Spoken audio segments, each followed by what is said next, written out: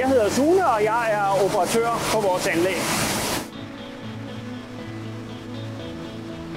Vores anlæg det er ret intuitivt, så jeg havde ikke særlig svært ved at lære det.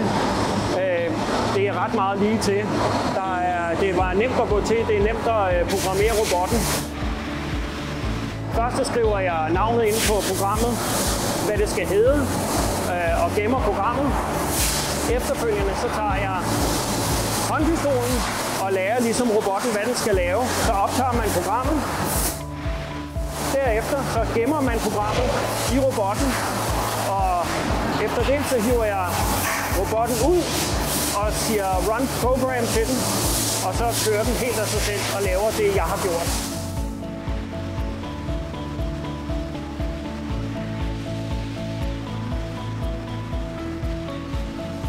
Når man har optaget et program, så kan man altid finde det frem igen.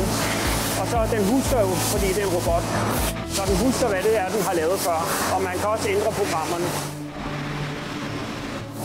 Der er en operatør på anlægget. Jeg kan lave det hele selv. Det er super nemt. Det er ikke raketvidenskab, så alle kan lave det.